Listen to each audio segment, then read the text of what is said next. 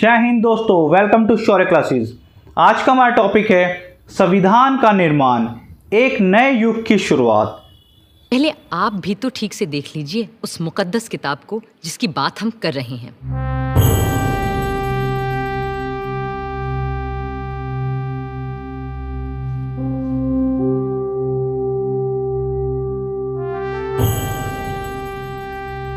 भारतीय संविधान को लिखने का कार्य श्री प्रेम बिहारी नारायण रायजादा ने किया। उन्होंने ही अपने हाथों से हिंदी और इंग्लिश दोनों ही भाषाओं में संविधान को लिखा। जब इसके लिए मेहनताना का उनसे पूछा गया तो उन्होंने जवाब दिया कि संविधान के हर एक पृष्ठ पे मैं अपने हस्ताक्षर करना चाहता हूँ और संविधान के आखिरी पृष्ठ पे मैं अपने नाम के साथ अपने दादाजी का नाम भी लिखना चाहता हूँ। शांति निकेतन के प्रसिद्ध चित्रकार श्री नंदलाल बोस की रहनुमाई में कई कलाकारों ने भारत के इतिहास, पुराण और लोक कथाओं की छवियों से इस ग्रंथ को सजाया था और प्रेम बिहारी नारायण रायजादा जैसे खुशखत कातिबों ने इसे अपने कलम से निखारा था।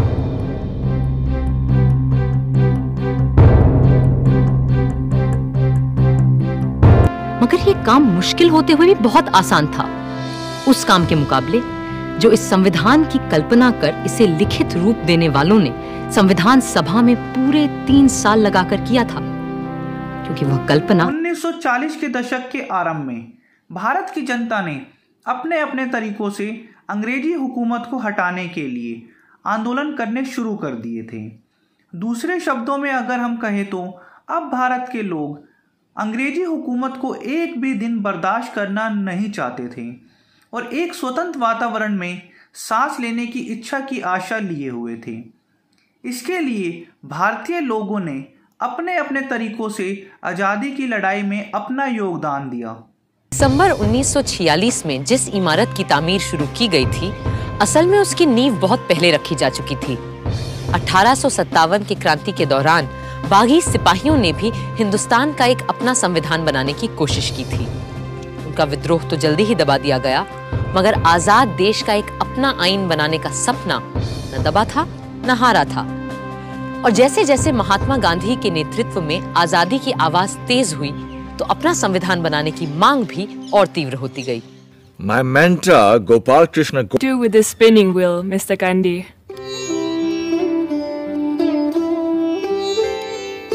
This is my secret weapon to drive the English rulers away so that we will have the power to make our own constitution. 1940 के दशक को एक उथल-पुथल भरा हुआ दशक भी कहा जा सकता है, क्योंकि 1940 का दशक कुछ अच्छी यादें साथ लेकर आया और कुछ भीषण मोहभंग भी लेकर आया। दूसरे शब्दों में अगर कहे तो जहां खुशी का माहौल था वहीं दूसरी ओर गम के काले बादल भी छाए हुए थे, क्योंकि आज भी भारतीय लोगों की यादों में 1942 का भारत छोड़ो आंदोलन जीवित था, जिस आंदोलन ने अंग्रेजी सरकार की नींव को हिला दिया था और सुभाष चंद्र बोस के द्वारा स्वतंत्रता पाने के लिए किए गए प्रयास आज भी लोगों की यादों में जीवित थे। इसी के साथ साथ रॉयल इंडियन नेवी के सिपाहियों का विद्रोह भी भारतीय लोगों को आंदोलन के लिए एक प्रेरणा दे रहा था। साथ ही साथ देश के विभिन्न हिस्सों में मजदूरों, किसानों, आदिवासियों ने, महिलाओं ने अंग्रेजी हुकूमत के खिलाफ आंदोलन को और तेज कर दिया था। इंग्लैंड में 1946 में क्लेमेंट एटली की सरकार आने के बाद भारत की आज़ादी की मांग जोरों शोरों से उठनी शुरू हो गई थी। इसीलिए क्लेमेंट एटली ने एक कैबिनेट मिशन को भारत में भेजा, जिसका काम था भारत में एक संविधान सभा का निर्माण करना, जो कि अंग्रेजी हुकूमत के जाने के बाद भारत में शासन कर सकेगी। 1946 में क्लेमेंट एटली की सरकार आने के बाद भारत की आजादी की मांग काफी जोरों शोरों से हो रही थी, तो क्लेमेंट एटली ने 3 सदस्यों की एक समिति को दिल्ली पर भेजा, जो कि 24 जनवरी 1946 में दिल्ली पहुंची और 16 मई को उन्होंने अपनी एक रिपोर्ट पेश करी। इनमें 3 सदस्य थे, पैट्रिक लॉरेंस थे, एबी अलेक्जेंडर थे और एक थे क्रिप्स। इनका काम था कि भारत में एक ऐसे संविधान सभा का निर्माण करना कि अंग्रेजी हुकूमत के जाने के बाद उस संविधान के द्वारा भारत में शासन किया जाए। इसी के साथ साथ 389 कुल सदस्य थे संविधान सभा के लिए और हर 10 लाख जनसंख्या पर एक प्रतिनिधि को चुना जाना। ब्रिटानिया के नए प्रधानमंत्री क्लेमेंट एटली ने कहा कि भारत के लिए नया संविधान बनाने और मुसलमानों को अलग अधिकार देने की मुस्लिम लीग की मांग पर काम फौरन शुरू किया जाएगा। इसी के मद्देनजर पहली बार हिज मैजेस्टी की सरकार के 3 कैबिनेट मंत्री एक साथ भारत भेजे गए और ये कहलाया cabinet mission. Believe me, India will be a much better place after you have left us to ourselves. अब वो तारीख भी नजदीक आ गई थी जब भारत आजाद हुआ, यानी 15 अगस्त 1947। आजादी से भारत में जहां एक ओर खुशी का माहौल था, वहीं दूसरी ओर दुख के काले बादल भी छाए हुए थे, जो कि भारत और पाकिस्तान के विभाजन के कारण देखने को मिल रहे थे। मैं और मेरे साथी इस वक्त यहां पूरे हिंदुस्तान की आजादी की पेशकश लिए मौजूद हैं। बाकी मसाइल दोयम है जो हम बाद में भी तय कर सकते हैं। अपनी कॉन्स्टिट्यूएंट असेंबली में जो जमा होगी एक आजाद हिंदुस्तान के ख्वाब की ताबीर करने के लिए।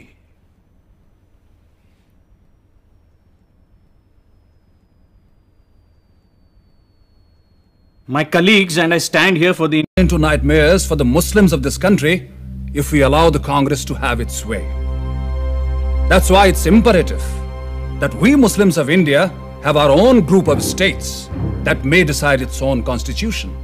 What are the groupings you have in mind, Mr. Jinnah? All the Muslim majority states like Sindh, Punjab, Balochistan and Northwest Frontier Province will form the first group. And the states of Assam and Bengal will be in the second group. Mr. Jinnah. Bharat Pakistan की सीमा का निर्धारण किस प्रकार से हुआ? भारत पाकिस्तान के सीमा का निर्धारण अंग्रेजी सरकार में एक न्यायमूर्ति थे जिनका नाम था रेडक्लिफ। रेडक्लिफ की अध्यक्षता में एक कमेटी को बनाया गया जिनके पास सिर्फ 6 हफ्ते का ही समय था। इन 6 हफ्ते के अंतर्गत ही उनको भारत पाकिस्तान की सीमा का निर्धारण करना था। इसी निर्धारण के बीच में पंजाब और बांग्लादेश के कुछ क्षेत्रों को पूर्वी पाकिस्तान और पश्चिमी पाकिस्तान में मिला दिया गया, जैसे बंगाल के पूर्वी क्षेत्र को पूर्वी पाकिस्तान में और पंजाब के पश्चिमी क्षेत्र को पश्चिमी पाकिस्तान में मिला दिया गया। इसी के साथ साथ उस समय दोनों ही क्षेत्रों की विधान सभाओं के प्रतिनिधियों के द्वारा एक बैठक हुई थी जिसमें हिंदू मुसलमान के बहुसंख्या वाले क्षेत्र को हटा दिया। इसीलिए कहा जा सकता है कि हमारे संविधान ने अतीत और वर्तमान के घावों पर मरहम लगाने की कोशिश करी और विभिन्न जातियों व समुदायों में जो भारतीय समाज बटा हुआ था उनको एक करने की कोशिश करी। आज के समय में सरकार हर एक देश में किसी न किसी रूप से शासन करती है। वह शासन किसी संविधान के द्वारा ही चलाया जाता है। दूसरे शब्दों में हम कह सकते हैं कि संविधान ही सरकार को बतलाता है कि सरकार को क्या करना चाहिए और क्या नहीं करना चाहिए। संविधान एक लिखित तथा जीवित दस्तावेज है जिसकी सहायता से शासन को चलाया जाता है, जिसमें सरकार के विभिन्न अंग, उनके कार्य, उनकी शक्तियों का उल्लेख किया जाता है। इसमें यह भी उल्लेख किया जाता है कि सरकार किस प्रकार से जनता की इच्छाएं और जनता की अभिव्यक्तियों की पूर्ति करती है। संविधान सभा के निर्माण के लिए संविधान सभा की प्रथम बैठक को संसद भवन के केंद्रीय कक्ष में 9 दिसंबर 1946 को की गई थी। इसी प्रथम बैठक में 210 सदस्य उपस्थित थे, जिनमें से डॉक्टर सचिदानंद सिन्हा को संविधान सभा का अस्थायी अध्यक्ष चुना गया। 11 दिसंबर 1946 को संविधान सभा की बैठक ने डॉक्टर राजेंद्र प्रसाद को संविधान सभा का स्थायी अध्यक्ष चुना गया। आज हम कांग्रेस की तरफ से सरकार से ये मांग करते हैं कि आपको हर हिंदुस्तानी को उसके बुनियादी हुकूक देने ही पड़ेंगे। भारत माता की जय! भारत माता की। 13 दिसंबर 1946 को पंडित जवाहरलाल नेहरू ने संविधान की उद्देशिका को पढ़कर सुनाया, जो कि 22 जनवरी 1947 को पारित किया गया। संविधान निर्माण के लिए 8 बड़ी और 15 छोटी समितियों को बनाया गया। उदाहरण के लिए झंडा समिति, संविधान प्रारूप समिति, संघ समिति। इनमें से सबसे महत्वपूर्ण समिति थी संविधान प्रारूप समिति। संविधान प्रारूप समिति का निर्माण 29 अगस्त 1947 को हुआ। इसी के साथ संविधान प्रारूप समिति में 7 सदस्य थे, जिसके अध्यक्ष डॉक्टर भीमराव अंबेडकर थे, और उनमें अन्य सदस्यों में मोहम्मद सदुल्ला खां, कन्हैया लाल मुंशी, B.M. मित्तल, अलादी कृष्ण स्वामी, गोपाल स्वामी अयंगर और D.P. खेतान थे। देने की जिम्मेदारी थी ड्राफ्टिंग कमेटी की, जिसके अध्यक्ष चुने गए थे डॉक्टर भीमराव अंबेडकर। अब उन्हीं को तय करना था कि भारत के बाशिंदों के बुनियादी हक क्या होंगे, कितने होंगे और कैसे होंगे। बरसों पहले सन 1931 के कराची कांग्रेस अधिवेशन में ही पंडित जवाहरलाल नेहरू ने साफ साफ हर एक हिंदुस्तानी के मौलिक अधिकार की बात सामने रखी थी, और गांधी जी ने उनकी तायीद की। सन 1947 में एक समिति बनाई थी, जो पहली बार 27 फरवरी के दिन मिली। As you are all aware, the main task of this committee is to discuss and make suggestions on the rights of the citizens. और मेरे विचार से किसी भी संविधान में उसके नागरिकों का बुनियादी हक सबसे अहम मुद्दा होता है। It is always about the fundamental rights. तो आप लोगों के जो भी सुझाव, प्रस्ताव आदि हों, बेझिझक सामने रखिए। If we look at the fundamental rights and guarantees embodied in the Irish and American Constitution, then all the rights that we may give should be enforceable in courts of law. इसके अतिरिक्त हमें उन अधिकारों की भी बात कर लेनी चाहिए जिन्हें भले हम आज अपने नागरिकों को ना दे पाए, पर जहां तक पहुंचना हमारा सपना है। That's very true, but is there any use in laying down precepts for rights which remain unenforceable and ineffective? अधिकारों के साथ साथ हमें अपने कर्तव्यों की फेहरिस्त भी बना लेनी चाहिए। तो चलिए पहले हम उन्हीं मूल अधिकारों की बात कर लेते हैं जिनके नाम मिलने पर हर शहरी न्यायालय के द्वार खटखटा सकता है। Well, if you ask me, I think we should take the Constitution of the United States of America as a model for the protection of the basic rights of our citizens. If I may, I would like to inform the committee that I have prepared a long list of fundamental rights, which I can lay here. अब यही तो आपका बड़प्पन है अंबेडकर जी। मुझे ये भी पता है कि प्रोफेसर केटी शाह ने भी कमेटी की सहूलियत के लिए काफ़ी सारे नोट्स तैयार।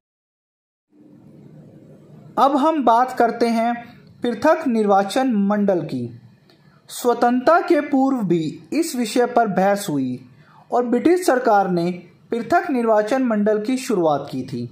इसका अर्थ यह था कि किसी समुदाय के प्रतिनिधि के चुनाव में केवल उसी समुदाय के लोगों को वोट डालने का अधिकार होगा। संविधान सभा के अनेक सदस्यों को इस पर शंका थी। उनके विचार था कि यह व्यवस्था हमारे उद्देश्यों को पूरा नहीं कर सकेगी। हमारा संविधान बनाने वाले माइनॉरिटीज और बैकवर्ड्स के अधिकारों को लेकर बहुत सजग थे। सन 1916 से ही अल्पसंख्यकों के पॉलिटिकल राइट्स की बात उठने लगी थी। जवाब में अंग्रेजों ने उन्हें हक तो नहीं दिए, पर 18 मजहबों और जातों के लिए सेपरेट इलेक्टोरेट के अधिकार देकर उन्हें एक दूसरे से बांट दिया। 1931 में जब यही इंतजाम हरिजनों या डिप्रेस्ड क्लासेस के लिए करने की बात चली, तो गांधी जी पूना जेल में ही इस सेपरेट इलेक्टोरेट या पृथक चुनाव के विरोध में आमरण अनशन पर बैठ गए। हिंदू संप्रदाय ने हरिजनों को सदियों से अछूत बना के रखा है, पर अब जब मौका आया है कि राजनीतिक रूप से दोनों साथ साथ आ सकें, तो आप क्यों हरिजनों के लिए अलग चुनावी व्यवस्था की मांग कर रहे हैं? गांधी जी, एक दिन वोटिंग बूथ में 7 वोट डाल देने से हिंदू और हरिजन एक नहीं हो जाएंगे। पर हरिजन हरिजनों को चुने और सवर्ण सवर्णों को।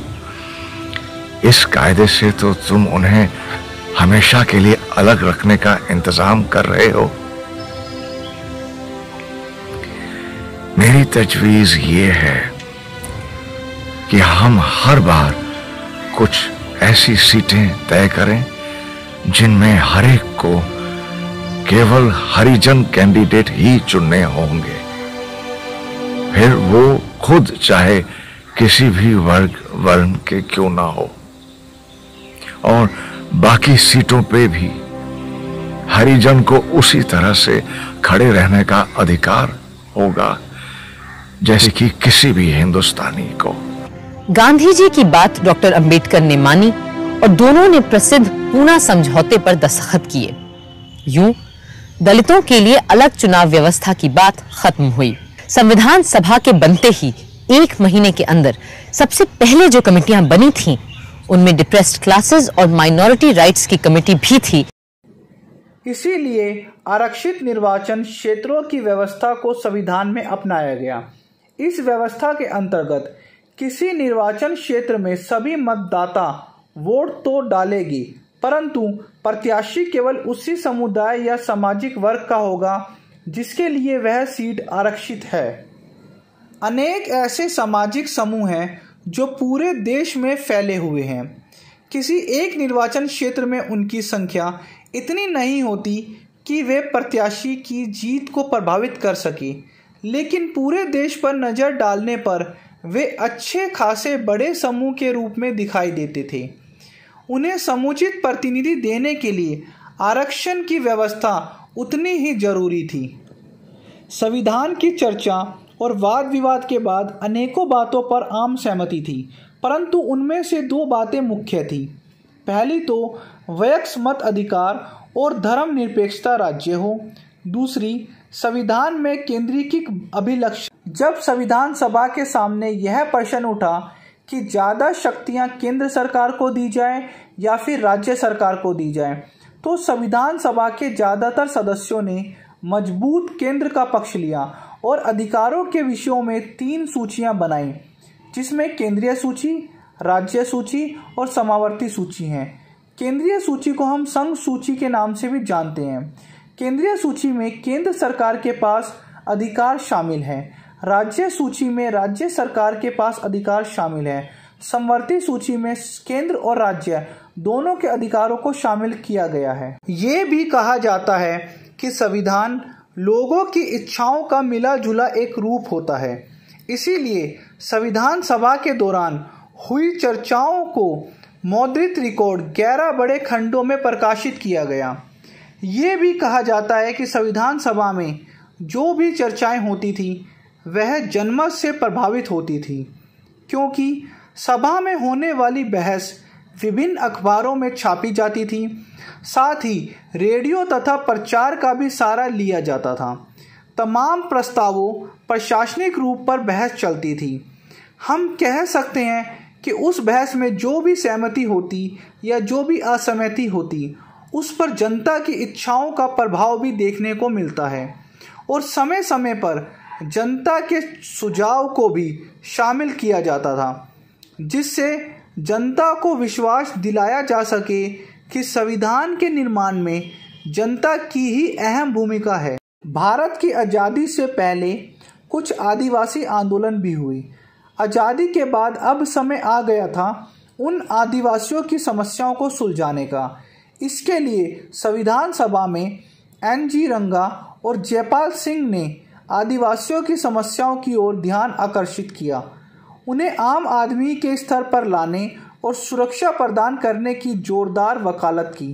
साथ ही NG रंगा ने कहा कि अल्पसंख्यक शब्द की व्याख्या आर्थिक स्तर पर की जानी चाहिए। रंगा की नज़र में असली अल्पसंख्यक गरीब और दबे कुचले लोग थे। लोकमान्य ने तो बहुत पहले ही कह दिया था that Swaraj is my birthright and I shall have it. क्या होना चाहिए के साथ ये भी तय किया गया कि क्या क्या नहीं होना चाहिए।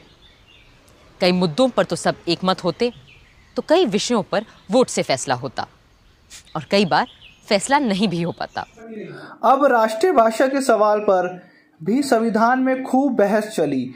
RV धुलेकर ने हिंदी को राष्ट्रीय भाषा बनाने का प्रबल पक्षधर किया। इसी के साथ ही राष्ट्रीय भाषा के सवाल पर संविधान सभा की भाषा समिति ने यह सुझाव दिया कि देवनागरिक लिपि में लिखी हिंदी भाषा की राजकीय भाषा होगी। हिंदी को राष्ट्रीय भाषा बनाने के लिए हमें धीरे धीरे आगे बढ़ना चाहिए। संविधान सभा में जितनी तीखी गर्म बहसें भाषा के सवाल को लेकर हुई, उतनी किसी और विषय पर नहीं हुई। देश की राजभाषा, प्रदेशों की राज्य भाषा, मुख्तलिफ सूबों के बीच संपर्क की भाषा जैसे टेढ़े सवालों पर तमाम तरह के विचार थे, तमाम तरह की बातें। पर देश की भाषा और खास करके हिंदी, हिंदुस्तानी और अंग्रेजी को लेकर तो झगड़ा संविधान सभा के बनते ही शुरू हो गया था। 10 दिसंबर 1946 को संविधान सभा की दूसरी बैठक में ही जब प्रोटेम स्पीकर डॉक्टर सच्चिदानंद सिन्हा अध्यक्षता कर रहे थे, एक अजब बखेड़ा खड़ा हुआ। सभापति महोदय, मैं चाहता हूं कि संशोधन में, क्या मैं माननीय सदस्य से यह पूछ सकता हूं कि क्या वो अंग्रेजी नहीं जानते? मैं अंग्रेजी जानता हूं, मगर हिंदुस्तानी में बोलना चाहता हूं। बहुतेरे सदस्य हिंदुस्तानी नहीं जानते। उदाहरण के लिए श्री राजगोपालाचारी को ही ले लीजिए। जो हिंदुस्तानी नहीं जानते, उन्हें हिंदुस्तान में रहने का अधिकार ही नहीं है। जो लोग यहां भारत का विधान निर्माण करने के लिए आए हैं और हिंदुस्तानी नहीं जानते, वे इस सभा के सदस्य होने योग्य नहीं है। बेहतर होगा कि वो सभा छोड़कर चले जाए। सभापति महोदय, मेरा संशोधन यह है कि प्रोसीजर कमेटी अपने नियम पहले हिंदुस्तानी में बनाए और उसके बाद उसका अंग्रेजी में अनुवाद किया जाए। एक भारतीय होने के नाते मैं ये अपील करता हूं कि जो इस देश को आजाद करने के लिए तुले हैं, उसके लिए संघर्ष कर रहे हैं, उन्हें अपनी भाषा में सोचना और बोलना चाहिए। I do not permit you to proceed anymore. आपको मेरी बात सुननी पड़ेगी। Resume your seat now. हिंदुस्तानी ही होगी। Resume your seat just now. Dhulekar साहब, आप जो कहना चाहते थे आप कह चुके हैं। देखिए पंडित जी, अब मेहरबानी करके इस हाउस की इज्जत रखिए और अपनी जगह पर बैठ जाइए। धुलेकर साहब, हाउस में इज्जत रखना बहुत जरूरी है। ये कोई झांसी की आम सभा नहीं है जहां जोर जोर से भाइयों और बहनों चिल्लाकर भाषण झाड़ना शुरू कर दें। समझे? आइए, चलिए। देखिए, चलिए। हम तो हमारा काम पूरा कर चुके। अलबत्ता हमारा पड़ोसी देश अभी भी अपने पहले कदम से आगे नहीं बढ़ पाया है। पाकिस्तान का संविधान बनने में 3 नहीं पूरे 25 बरस लगे और उनका संविधान सन 1972 में जाकर बन पाया। मगर हमारा संविधान सोचने, बनाने और लिखने में सबसे बड़ा हाथ बटाने वाले डॉक्टर भीमराव अंबेडकर संविधान सभा के आखिरी ऐतिहासिक वक्ता के रूप में खड़े हुए।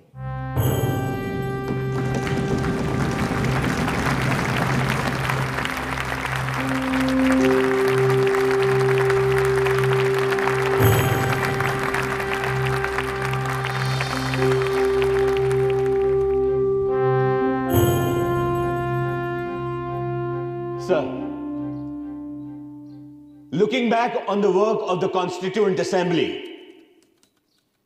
it will now be 2 years, 11 months, and 17 days since it first met on the 9th of December 1946.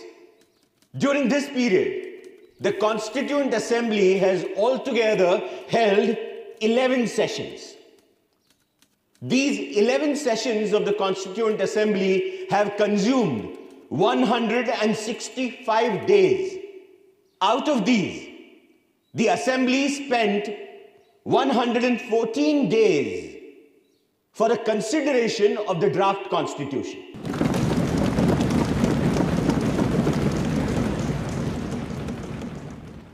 Coming to the drafting committee, it was elected by the Constituent Assembly on 29th of August 1947. Since August 30th, it sat for 141 days. I came into the Constituent Assembly with no greater aspiration than to safeguard the interests of the scheduled castes.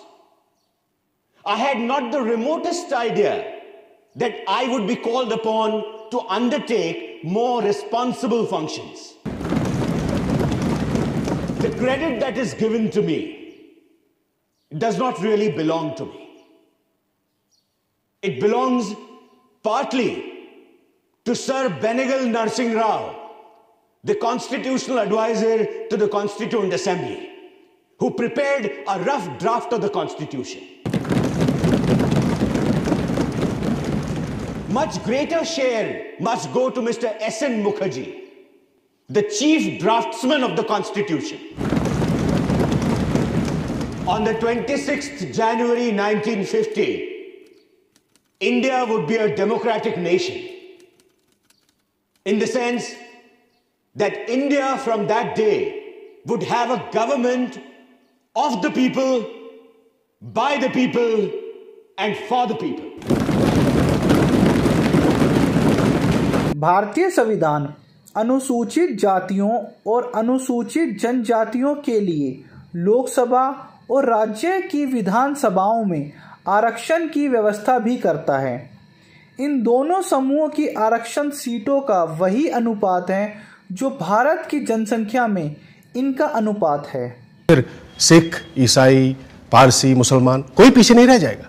हाँ, मगर सिख, ईसाई, पारसी, मुसलमान या किसी और का मुकाबला अनुसूचित जनजातियों के साथ नहीं हो सकता। ये सारी जातियां पैसे वाली भी हैं और सोशली सिक्योर्ड भी। पर कई दूसरों ने अनुसूचित जातियों और जनजातियों के दायरे को बढ़ाने की बात सामने रखी और समाज के उस हिस्से की बात भी की जिसे हम आज अन्य पिछड़ी जातियों या ओबीसी के नाम से जानते हैं। केवल अनुसूचित जातियों या अनुसूचित जनजातियों को पिछड़ों की श्रेणी में रखना कहां तक उचित है? उनसे भी अधिक करोड़ों पिछड़े लोग हैं और इन सब के लिए ना ही कोई प्रावधान है न व्यवस्था। हमारी उद्देशिका यानी प्रियम्बल जो संविधान में सबसे पहले आती है। संविधान अगर एक राजनीतिक संवैधानिक दस्तावेज है तो ये उद्देशिका उसका दार्शनिक नजरिया, the philosophic vision document of our constitution. इस उद्देशिका की नींव शुरुआत में ही संविधान सभा के 5वें दिन 13 दिसंबर 1946 को रख दी गई, जब पंडित जवाहरलाल नेहरू ने सभा में एम्स एंड ऑब्जेक्टिव्स रेजोल्यूशन को रखा था। ये संविधान सभा अपना पक्का अहद जाहिर करती है कि हम भारत को एक आजाद खुद मुख्तार जमहूरियत घोषित करते हैं। आजाद खुद मुख्तार जमहूरियत हिंदुस्तान को अपनी सारी सत्ता जनता से ही हासिल होगी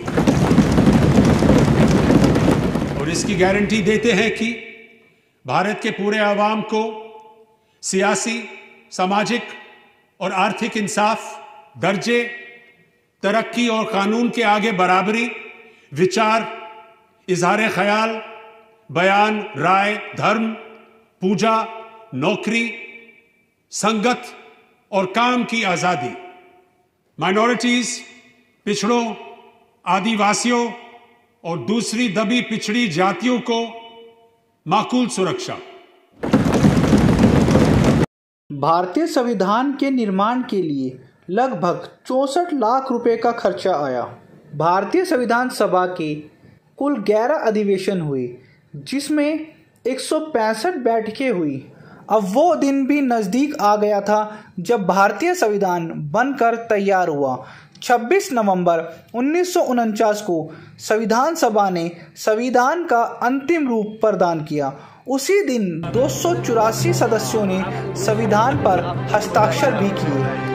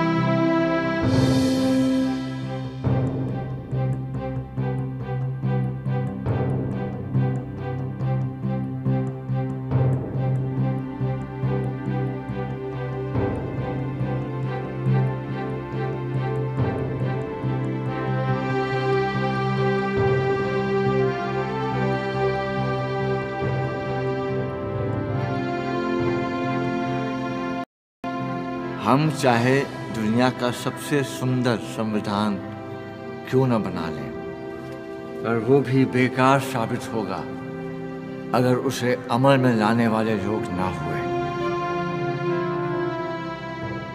24 जनवरी को संविधान सभा आखिरी बार एक महत्वपूर्ण काम के लिए मिली। इस दिन जन गण मन को राष्ट्रगान और वंदे मातरम को राष्ट्रगीत के रूप में अपनाया गया और इसी दिन नए गणतंत्र के पहले राष्ट्रपति का चुनाव भी किया जाना था। लोकतंत्र की परंपराओं की नींव रखते हुए 2 लोग पद के उम्मीदवार बने, प्रोफेसर केटी शाह और डॉक्टर राजेंद्र प्रसाद। सभा ने उसी व्यक्ति को चुना जिसने 3 साल संविधान बनाए जाने की प्रक्रिया की अगुवाई की थी। डॉक्टर राजेंद्र प्रसाद भारत गणराज्य के पहले राष्ट्रपति बने।